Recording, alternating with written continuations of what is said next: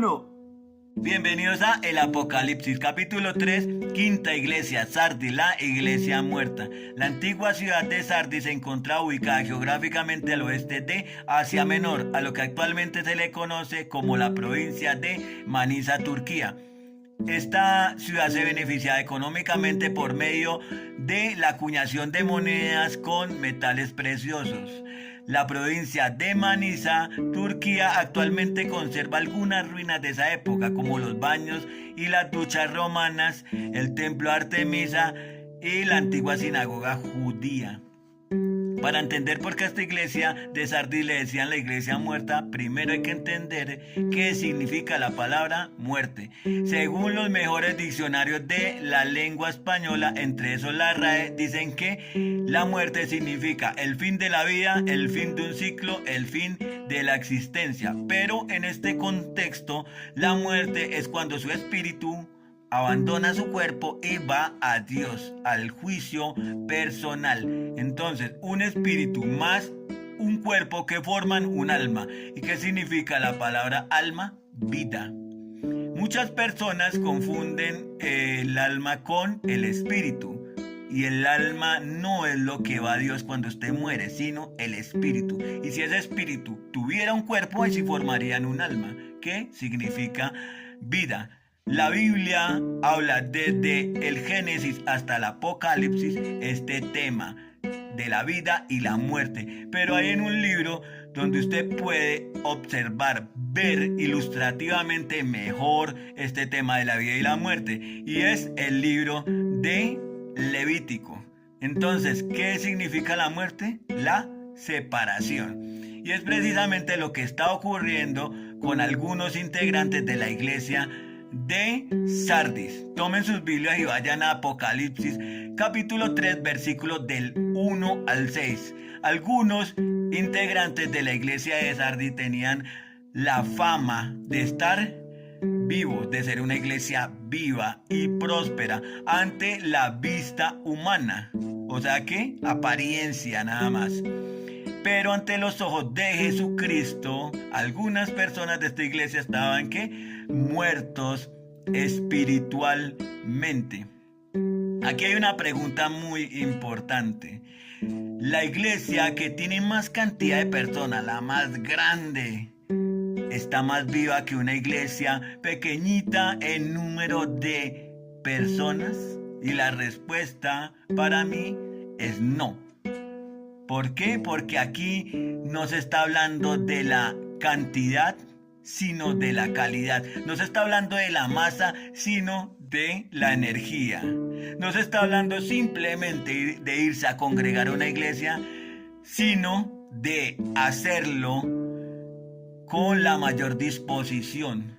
Estar unidos a Dios por medio de la fe en Jesucristo, de la comunión, de la obediencia y ante todo de la fidelidad. ¿Quiere conocer qué es la vida? Voy a tocar algunos puntos. Empiece y haga el esfuerzo por congregarse. Es muy importante la unidad, pero pídale a Dios que lo guíe a una iglesia donde le enseñen una sana doctrina, tal cual como enseñó Jesucristo y no como lo han enseñado muchas personas en algunos templos, que han enseñado que las estatuas son una representación de lo que hay en el cielo, basándose en el tabernáculo, cuando Dios prohibió esto en Éxodo capítulo 20, versículos del 4 al 5, por la razón de que las personas iban a corromper, iban a caer en tentación y resultará siendo lo que actualmente se hace, que es arrodillarse ante estatuas en templos, y inclusive algunas personas tienen estatuas en las casas, y eso ¿cómo se llama? Idolatría. Han enseñado que los santos que están en el cielo están intercediendo por nosotros, cuando dice la palabra de Dios en 1 Timoteo capítulo 2 versículo 5, un solo Dios, un solo mediador entre Dios y los hombres, Jesucristo hombre. No dice que ninguno más esté intercediendo. No dice ni siquiera qué están haciendo las personas que murieron, aparte de Hebreos capítulo 4, que dice que las personas que murieron que han trabajado para Dios, haciendo la voluntad de Dios, están que descansando. Han manipulado esto con Apocalipsis capítulo 5 versículo 8, el cual voy a profundizar más en próximos videos, y otros versículos más para darle veracidad a esta versión, pero con manipulación, nada más. Han dicho que es una diferencia muy grande entre idolatrar y venerar, cuando lo único que tienen de diferencia estas dos palabras es la forma de escribirse, porque si investigan la raíz etimológica y la evolución que ha tenido esta palabra, se van a dar cuenta que significa lo mismo, entre muchas cosas más. La iglesia somos todos los que estamos unidos a Dios por un mismo espíritu y por la fe en Jesucristo. Dios envió el espíritu por medio del Padre al Hijo, Jesucristo, y el Hijo a nosotros, la iglesia. Y por medio de ese mismo espíritu es que nosotros nos comunicamos sin barreras, de frente, cara a cara con Dios, en el poderoso nombre de Jesús, directamente. Y es por eso que dicen que orar, ¿qué es? Hablar con Dios, con el Padre. ¿Cómo qué? Como un amigo, como un hermano, como el Padre. O sea que ¿qué tenemos nosotros cuando creemos en Jesucristo? Una relación con Dios, no una religión, ni católica, ni evangélica, ni mormona, ni nada que se le parezca. Nosotros somos hermanos en Jesucristo.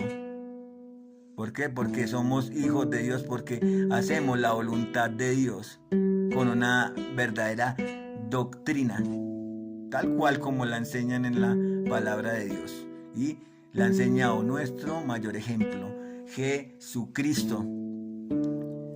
Ahora, nosotros estamos acá como iglesia, y por eso se ha formado la iglesia. ¿Para qué? Para dar vida, ¿sí? ¿Por medio de qué? De ayudarnos tanto física como espiritualmente, de una forma sincera, sin interés y en igualdad. ¿Y cómo llamamos esto? Amor. Y eso es lo que nos une a todos. Vamos a analizar dos versículos para terminar. Mateo capítulo 7 versículo 2. Dice mi Maestro Jesucristo: así como juzgues serás juzgado, y con la misma vara que midas serás medido. ¿Cuándo? Cuando usted llegue al juicio personal con Dios, o sea, cuando muera. Y de esa misma forma vas a ser medido y tratado. Vamos a Mateo capítulo 7 versículo 12. Este versículo es muy importante y es el resumen de toda la Biblia en un solo versículo. Dice mi Maestro Jesucristo: trata a los demás como quieres que te traten a ti. De hecho, esa es la esencia de la ley, o sea, de todo lo que está escrito en la Biblia, desde Génesis hasta Apocalipsis, y de los escritos de los profetas, o sea, desde el Génesis hasta el Apocalipsis. Entonces, ¿por qué no darle un abrazo a una persona que lo necesite cuando alguna vez a nosotros nos han abrazado en un momento difícil y de dolor? ¿Por qué no darle comer a alguien que esté aguantando hambre cuando alguna vez alguien nos ha calmado el hambre?